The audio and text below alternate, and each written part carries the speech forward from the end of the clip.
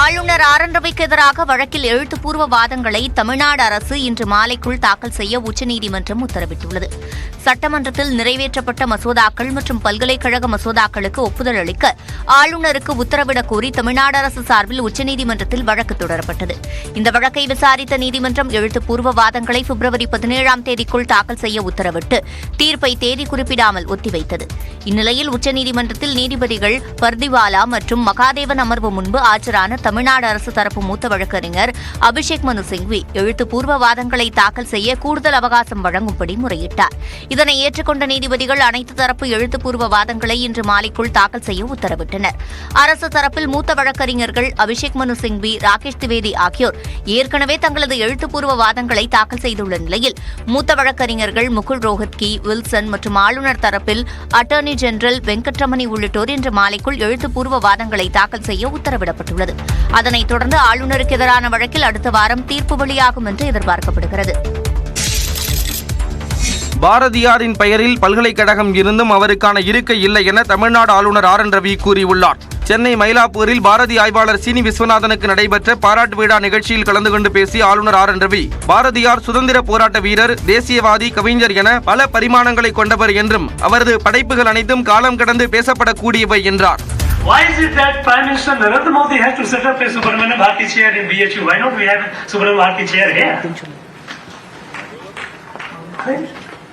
Here we talk about Tamil language in the same way that for 6 decades the rulers of this country talked about removing poverty and they kept adding number of poor. Tamil Tamil என்று பேசுகிறார்களே தவிர தமிழருக்கும் தமிழ் இலக்கியத்திற்கும் எந்த சேவையையும் செய்யவில்லை என பேசிய ஆளுநர் R N Ravi, பல்கலைக்கழக துணைவேந்தர்கள் அழுத்தத்திற்கு உள்ளாகிறார்கள் என்றும் குற்றம் சாட்டினார். உத்தரப்பிரதேச மாநில சட்டப்பேரவை பட்ஜெட் கூட்டத்தொடர் தொடங்கியிருக்கும் நிலையில் ஆளுநர் ஆனந்திபென் பட்டேலுக்கு எதிர்ப்பு தெரிவித்து சமாஜ்வாதி கட்சி சட்டமன்ற உறுப்பினர்கள் முழக்கமிட்டனர். பட்ஜெட் கூட்டத்தொடர் வரும் மார்ச் 5ஆம் தேதி வரை நடைபெற இருக்கிறது. இதில் பங்கேற்க சென்ற ஆளுநருக்கு வரவேற்பு அளிக்கப்பட்டது. ஆளுநர் உரையை படிக்க தொடங்கியதும் சமாஜ்வாதி கட்சி சட்டமன்ற உறுப்பினர்கள் ஆளுநர் வெளியேறும்படி முழக்கமிட்டனர்.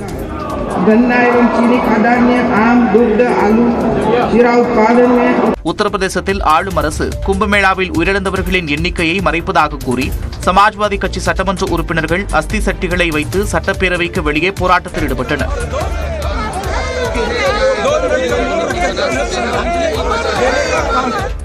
எலான் மஸ்கின் டெஸ்லா கார் நிறுவனம் இந்தியாவில் கால் பதிப்பதற்கான வேலைகளை ஆரம்பித்துள்ளது.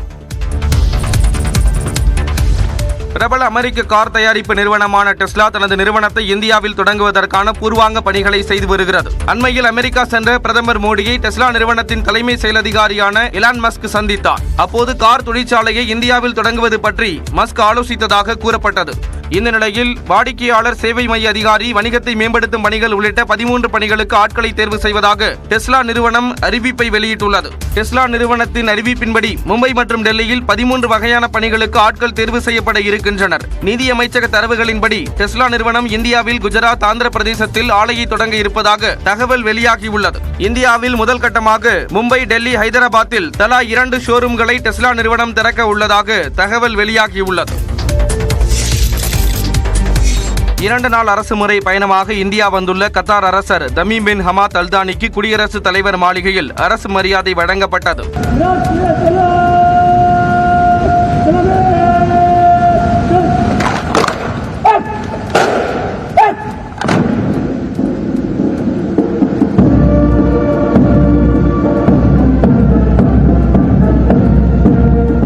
குடியரசுத் தலைவர் மாளிகையில் நடந்த வரவேற்பை தொடர்ந்து டெல்லியில் உள்ள ஐதராபாத் இல்லத்தில் கத்தார் அரசரை பிரதமர் மோடி வரவேற்றார். பின்னர் நடந்த இரு நாட்டு தலைவர்கள் மற்றும் அமைச்சர்களுடனான சந்திப்பில் இந்தியா தரப்பில் பிரதமர் மோடி, வெளியுறவுத்துறை அமைச்சர் ஜெய்சங்கர், நிதியமைச்சர் நிர்மலா சீதாராமன் உள்ளிட்டோர் பங்கேற்றனர்.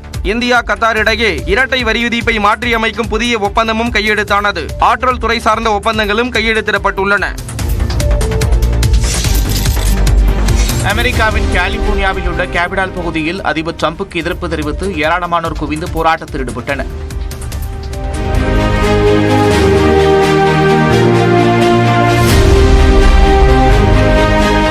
அமெரிக்காவிற்கு உரிய அனுமதியுடன் நுழைவதற்கான மீதான கட்டுப்பாடுகள் கடுமையாக்கப்பட்டிருக்கும் நிலையில் அதற்கு எதிர்ப்பு தெரிவித்து ஏராளமானோர் போராட்டம் நடத்தினர்.